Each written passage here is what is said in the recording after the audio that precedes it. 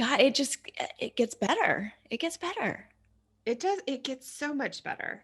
People would tell me that when you hit your 40s, Mhm. life gets so much better. And people tell me it's even better in your 50s. You've got a new confidence, you've got a new, you kind And of I know don't what's give a fuck. important. Yes, That's what exactly. it is. That's where I was going. Yes.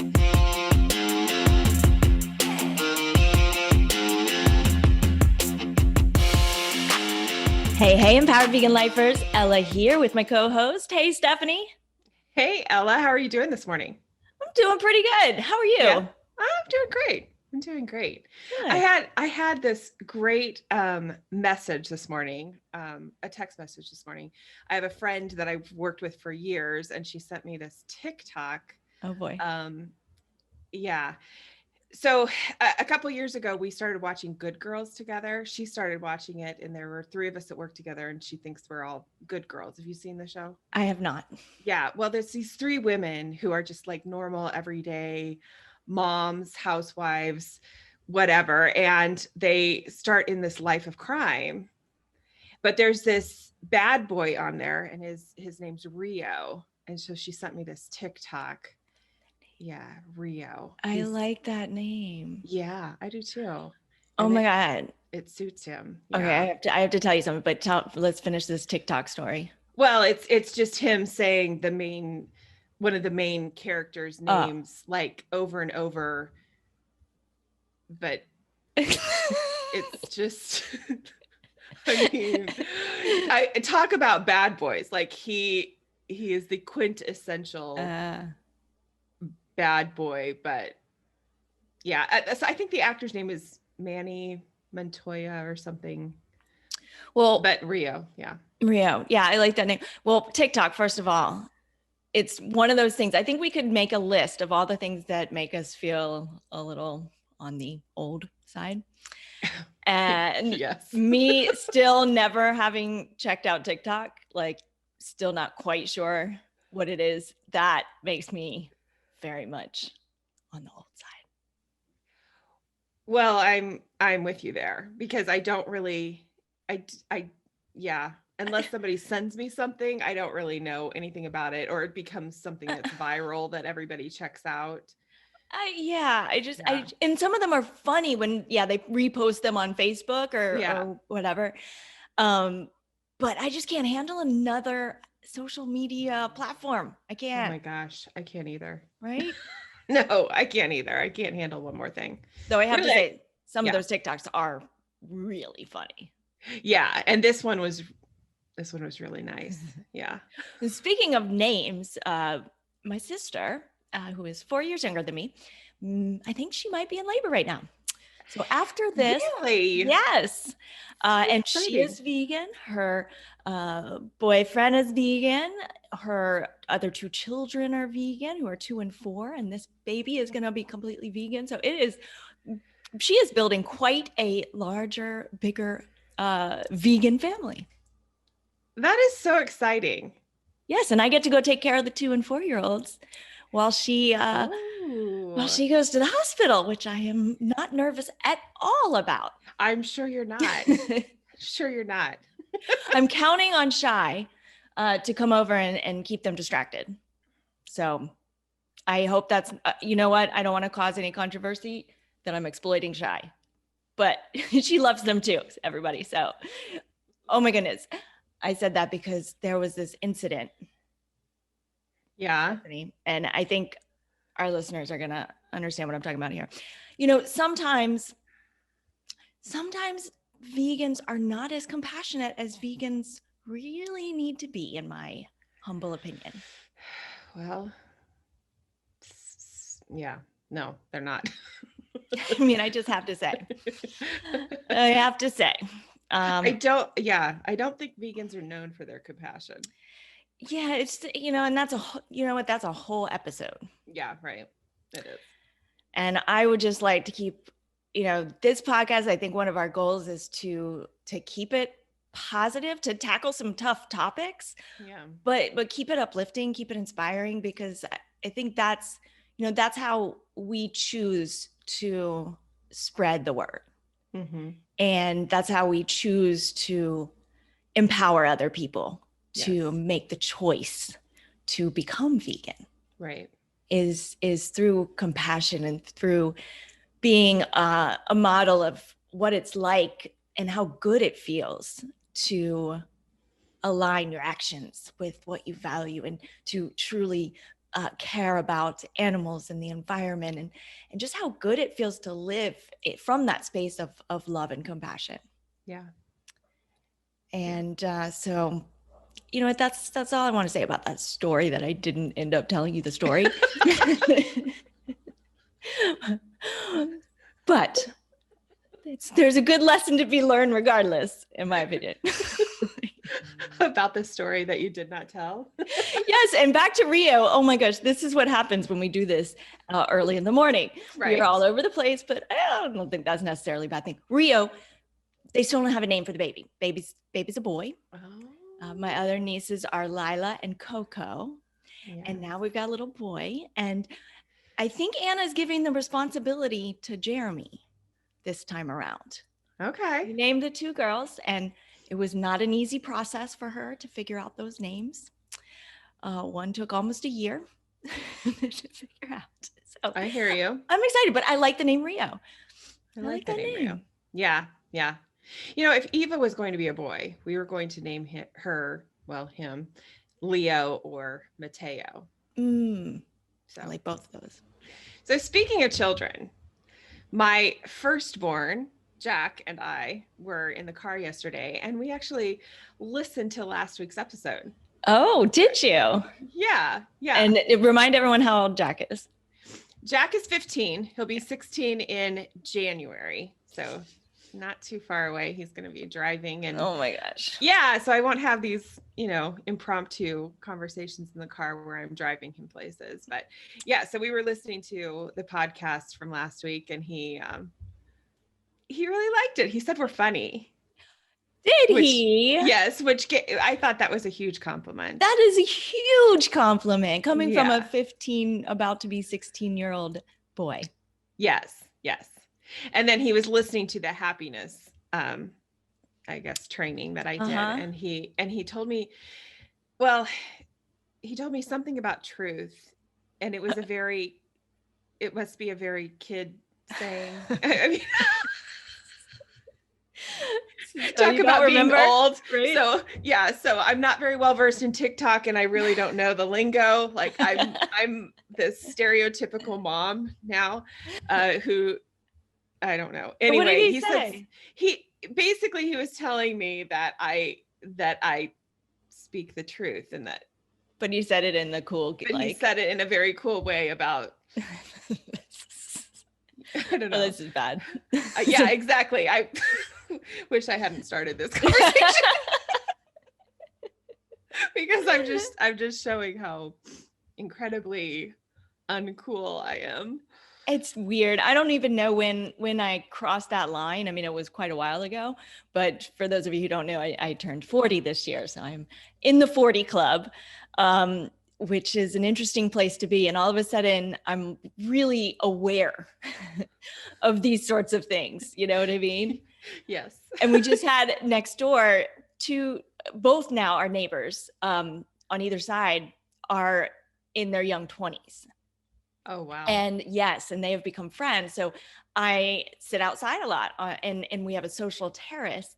And so I'm hearing their conversations. And wow, does that not help? Right. Oh, I mean, you're right. Like even words and phrases that are the thing to say. And I would never say them. I know. I can't even remember them, let alone say Exactly. I'm just, but I have to, it's kind of endearing now because I'm happier than I've ever been. Speaking of happiness, this is, God, it gets better. It gets better. It does. It gets so much better. People would tell me that when you hit your 40s, life gets so much better. And people tell me it's even better in your 50s. You've got a new confidence. You've got a new, you know, you And kind of I know don't what's give a fuck. important. Yes, exactly. That's what it is. That's where I was going. Yes. It's, you understand what's worth giving a fuck about and what's not. And so Yes. yeah. Yes. So And this is why you miss that. we put on the YouTube channel that this isn't for children. So, Yeah. but what I know, one thing you said, and I know I've heard it before, is when you get to that place of having no more fucks to give. Yeah. And Are you there? Well, I'm quickly approaching 50 and I can tell you, yeah, I might be an early bloomer in that regard. I'm still on the journey. I'm somewhere in the middle at this point. So you got to have something to look forward to, right? So I'm looking forward to getting to that place. Yeah, it's a good place to be, honestly. Yeah. Oh, this is awesome. You know, changing topics. One thing I was kind of thinking of, okay, what do I have to share today? Yeah. And a Christian was here and said, why don't you do like the top 10 things that make you vegan? Or no, he said, you're vegan when? Oh, yes. And I was like, oh, you want me to make up jokes now? I mean, I know Jack said we're funny and all, but I am no comedian. We'll say that. But oh, me either. I think I'm funny unintentionally. It's a different thing. It's a very different thing. It's like when you're laughing with people or you're laughing at them. Yeah. But I did look it up and I did find a few and then thought of one on my own. Yeah, I got to hear him. Okay. And maybe one will come in your head because I know you're witty like that. But not when somebody says, oh, you're witty like that, then it's like under pressure. Like, right? Oh my gosh, the pressure's on. Yes, but I don't have any fucks to give. So there we go. Yeah. I love it. Okay. So this one I loved because it reminds me when I was 7 years old. It's, you're vegan when being stranded on a desert. Oh, sorry. Let me try that again. Okay. You're vegan when being stranded on a deserted island seems to be everyone's worst fear for you. And some of these are going to be, vegans become so much more mainstream. So I think a lot of these are relevant maybe a few years back.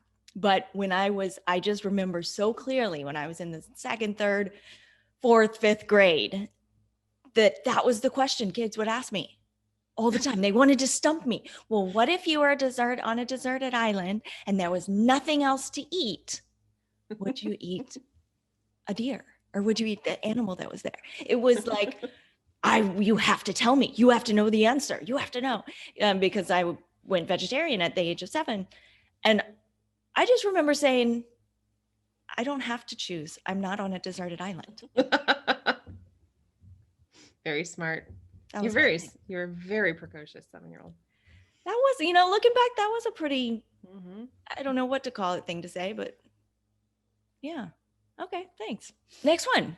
You're vegan when you scan a list of ingredients and know whether or not something's vegan faster than you can say fermented soy.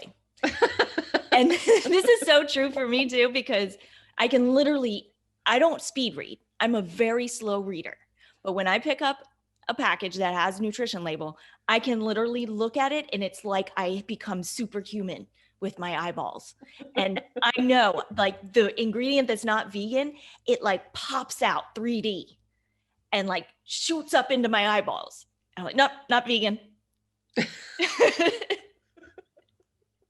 How are you with labels? Oh yeah, no, I'm pretty yeah. I've got kind of my scanner eyes on, Yep. I'm pretty quick though, but we kind of buy the same things all the time. So one of the things that can be tricky is some of those ingredients that we don't even know what they are. You know what I mean? Unless you study them, which of course we do. And one thing that we give our program members and our Vegan Life Coach Academy members is a list as part of the education that we provide of tricky ingredients. Yeah. And like a PDF download of all the tricky ingredients that you might not know are not vegan. And the ones that you just might not know are super unhealthy, that it's refined, processed sugars, for example. And the good rule is that if you can't pronounce it, it's probably either not vegan or definitely not good for you. Exactly. So, it's pretty That's good. usually my go-to. And or I Google Yeah. and Good just old say, Google. is such and such vegan? And then there's so many apps now. Yes. I mean, Yeah. so many apps, awesome apps. Yeah. All right. You know your vegan win. Visiting the new vegan restaurants gives you an all new kind of high. Oh my gosh, I totally relate to this. Right? Yes, yes. I remember going when I first went vegan, I remember going to my first all vegan restaurant, and I think I ordered like one of everything on the menu because I was so used to not having choices. Yes. Yes. No, it almost became very stressful for me for a little bit Yes. in my disordered eating days.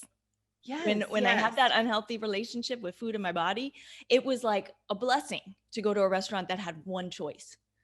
And it was Right. usually a salad or something, Yeah, not very appealing. exactly. Then when the vegan restaurants started opening up and I'm like, oh my God, I have to choose. Right. But I want everything. I want every single thing. How am I supposed to choose? How am I supposed to choose? So you're right. I just start choosing everything. And then, Yeah. oh my goodness. I But then think I that get home and want to eat the leftovers like right away. And then, Oh yeah. Yeah, absolutely. You're like, "Oh, I'll just order one of everything and then I'll eat for 3 days." It's like, "Oh, yeah. you ate until midnight. That's not good." Yeah. When I was Omni, my family didn't like to go out to dinner with me because I would take forever and I would ask the waiter to come back, and that was one thing when I went vegan they were very excited about because there were only a couple choices. So, there wasn't much to debate over, but those Oh, vegan restaurants, yeah, I liked how you just so said it's that was Omni. euphoric. Yeah. Yeah, I haven't really heard anybody use that abbreviation before. Is that a thing? I don't know, is it? Did I make it up? But I like it. I hope I It's a didn't make it up. I hope it's a thing. well, you said Omni, and then I'm thinking of like the Omni Hotel. We have one, and We do too. that's the first thing I thought of, and I was like, when you were living in an Omni, all these things went through my brain. But then I was like, oh no, omnivore. Oh my gosh, I like that abbrev. I hope that's an abbrev. I hope I didn't just pull that out. I don't know. I had an It ex-boyfriend. has to be. I don't think I made that up. I don't think I did. I I had an ex-boyfriend who abbreviated every word. It didn't matter. It was like he Yeah. made up a whole new language, and it would crack me up. I'm trying to think of everything. Adorbs, I think that sketch. we've talked about the Yeah, adorbs with him. adorbs. Yeah. I think that's adorbs. So I'm gonna use it. But I think it is too. I think I'm going to continue using Omni. I hope it's a I thing. like it. Well, Maybe it it'll is catch now. on if it's not. I think so. Are you Yeah. still an Omni? See, it's very endearing. It's very like, oh, come on over to the vegan side. Yes, it's Yeah, very come on. compassionate. It's a very compassionate. Yes, exactly. Yeah. All right. You know your vegan win. Suddenly, everyone around you becomes an expert on nutrition. Oh my gosh. It's so true. So funny. I I mean, know. it is pretty funny. It's funny. And people think they're being very original. It's true. I mean, and forget the whole protein thing. I mean, that's just one of the things that people are all of a sudden an expert on, and all of a sudden there's this great fear of being protein deficient, which has never come up before. Ever. Yeah. Yeah, I mean, I know about 10 people who have died of protein deficiency. Oh, really? Just kidding. No, I mean, in all honesty, it doesn't happen. It doesn't happen in the United States, and when it does happen, it's out of starvation in general. Yeah. In all seriousness, it's because they're not getting enough food, enough calories. Yeah. It's not just about the protein. But anyway, not to bum this out any. Let me go with the last one because it is mine, and it's not very eloquent, but it's true. You know you're vegan when the vegan tattoo on your arm isn't enough because it gets covered by long sleeves in the winter. So you're considering a vegan face tattoo. Oh my gosh. Does yours ever get covered up? You live in Miami. I know, but can you see? Oh, for our YouTube people. Can you see? It's like I'm Oh my gosh, it looked like you were trying to fly for a minute. It's like I'm not. It's not mirrored, so it's very confusing looking. It is confusing. But yeah, I do, and I am in Miami, but they use air conditioner inside, and it gets cold, and I have to cover it up. And then I'm like, okay, well, that's why I got vegan necklace and vegan earrings. Yeah. For when I have to wear long sleeves, but I wouldn't have to think about any of that if I just had a vegan face tattoo. What about like right here under my eye? Like a teardrop? I don't know. Maybe we could start making them be a teardrop. Oh, you know what I've seen? I've seen the vegan tattoo down the ear on the outside, Really? kind of like vertical, like on the outside, like little earrings. Hurt a lot. I think I want to do that. I am itching. It is time. It is time for my next. You better do it. I don't have anything vegan. Like I have a lot of vegan things, but I don't have anything that proclaims I need to get with the program. I think we are going to have to choose a matching tattoo because we are a couple like that. We are a couple. Mm-hmm. We're a couple. We are. I love you. I love you too. You know who else I love? Who? All of our Vegan Life Coach Academy members. Oh my gosh. They're so amazing. I know. And each one of them, I'm like, oh my gosh, I love her. Oh no, I love her. And I love her. And yes. Oh my goodness. So many fantastic people. And I know they listen to the show. So big shout out to all our Vegan Life Coach Academy members. We do open the doors to that academy just every few months. So this is not something that we just open up year round. And that's in large part because we do want this tight knit of a group. And so it's helpful to bring a group in and then for us all to get to know each other, kind of at once. So if you're listening to this and are interested in Vegan Life Coach Academy, we do have a wait list going on. So that you can be notified as soon as we open the doors because we only open them for a very short period of time when we do. Yep. So yes, get on that wait list. It is, we'll put the link. We'll put the link in the show notes because it's veganlifecoachacademy.com join, but you have to put the www. There's a software issue, www.veganlifecoachacademy.com/join. Nice. Yeah. I didn't know you didn't have to put the www on things. No, you do. Yeah, no, usually you don't. Do you always type in like this www? Yeah. It shouldn't be that funny. Are we back to? I think we are. To how old we are? Oh, wow. Oh my gosh. But that makes me feel better because I know a lot of people don't put in the www, and then, you know what?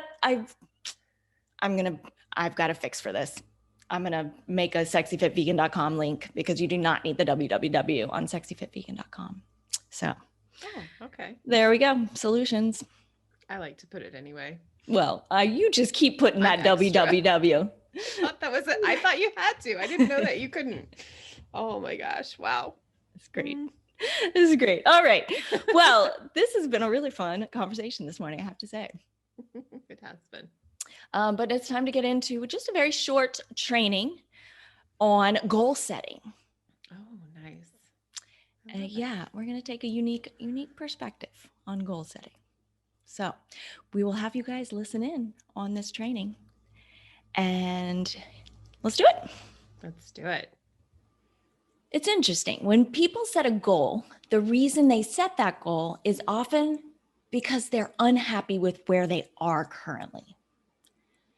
People often believe, and we talked about this in the last episode, that happiness is on the other side of reaching certain goals. We didn't say it quite like that, but that's basically what we're talking about.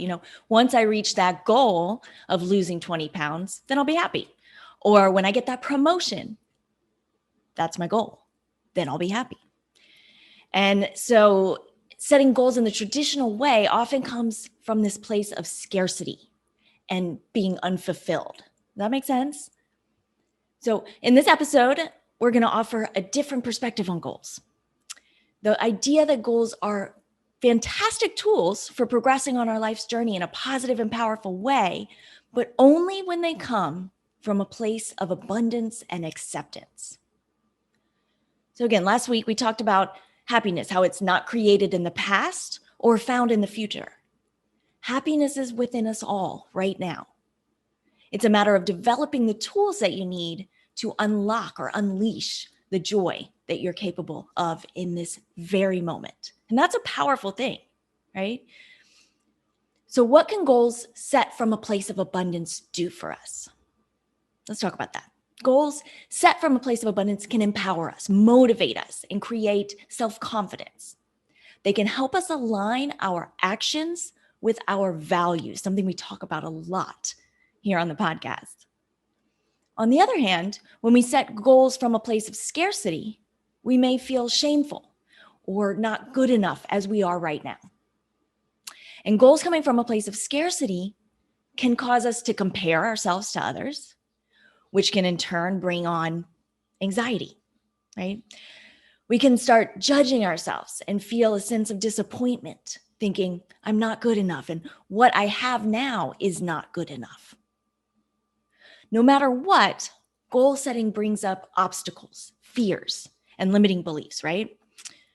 We start to think about all the things that are standing in our way. And our self-empowerment coaching system, that's the system we're always talking about. And if you haven't listened to episode numbers 4 and 7, definitely go back and listen to those because they are foundational. The self-empowerment coaching system is a tool that we teach in Vegan Life Coach Academy in all our programs. And what it does is allows you to deal with feelings and thoughts and recognize the opportunity for growth in any situation. Without the self-coaching tools, goals can actually get you stuck in your own head, stuck in your fears, and stuck in your limiting beliefs. You know, I remember Stephanie telling me about a realization she had after watching a post I did from Santa Marta, Colombia.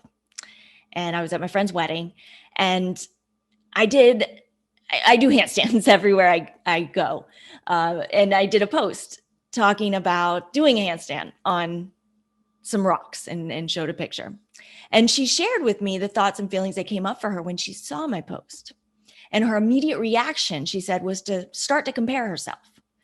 She was able to, however, take a step back, become the observer of her thoughts, and look at the situation in a different light. She realized that doing a handstand is simply not a goal of hers. It's not something that she is wanting to work towards. Doing a handstand is not something that's in her vision of what a successful, happy life looks like for her. And that's okay, right? We have different goals. We all have different visions of what success means to us. And Stephanie knew that she had reached the place where she could see my post and appreciate the skill and strength it takes to do a handstand without diminishing her own growth or her feelings of success. She was able to start appreciating her own body and her own accomplishments from the place she was at. So to practice the goal setting process from a place of abundance, I'm going to encourage you to do this exercise. So if you can take a moment, pause this, take out a piece of paper and make a list of 6 things that you want to accomplish, whether that's in the next month or the next year or in 5 years. And don't worry about the time frame right now. Just make a list of 6 things you want, big or small. And they should be things that you want and believe you can, with the right steps, accomplish. So take a moment to do that. Now I want you to pick one of those things that you have on your list and fine tune it. Make it into a measurable goal with a time frame. Now see what emotions come up. Do you have limiting beliefs that come up surrounding that goal? Are you feeling some self-doubt or fear that you could fail? That fear of failure is a big one for a lot of us, right? These are all normal emotions that come up when we set goals. And that doesn't mean you're coming from a place of scarcity, though. It means that it's time to utilize the self-coaching tools that we teach so that you can coach yourself through those fears and that self-doubt. So now take a moment, write down your limiting thoughts on your paper. Observe the emotions that come up. Now, take a second to transport yourself mentally to the place where that goal has already been accomplished. Visualize that reality. Now look back at the thoughts you wrote down and address them from a place of the goal having already been achieved. Again, transport yourself to the place where that goal is already achieved. Now, from that place, you've achieved that goal, right? Look back on yourself now. Look at those thoughts and how you address them. What would you tell yourself now that you've already completed that goal or achieved that goal? What would you tell yourself from the place of having already achieved the goal? Does that make sense? All right, from there, the next step is to create an action plan. Again, put yourself in that place where you've already achieved that goal. Tell yourself how you got there. How did you achieve that goal? What were the big steps that you took? For each big step, break it down into actionable tasks. Take yourself through the process of reaching and achieving and completing that goal from the place of already having completed it. You may be pretty blown away with the wisdom you have. Everything is figure outable. We just need to believe in ourselves. So take a moment if you need to rewind on the older side now. If you need to go back and listen to that again and actually do the exercise when you can, if you're driving or walking right now. But I encourage you to do that. Give this goal setting a brand new try from a totally different and unique space. Again, I think you're going to be blown away with the wisdom that you already have, that you just don't know you have yet. And we'd love to hear your goals and this exercise, how it went in our Empowered Vegan Life group, which is our free Facebook group. And of course, Vegan Life Coach Academy for our Academy members who are listening. Please head on into our private group and share. It's cool stuff. Love it. All right. That's it for this training. And that's a wrap, you guys. Thanks for tuning in. Thanks for joining us. If you like what you hear and can take just 30 seconds to give us a quick review, we would be so grateful. And of course, share this podcast with your friends, with your family. This pretty much anyone can enjoy this podcast. And you might just start to inspire some other people too. All right, you guys. Until next time. Until next time.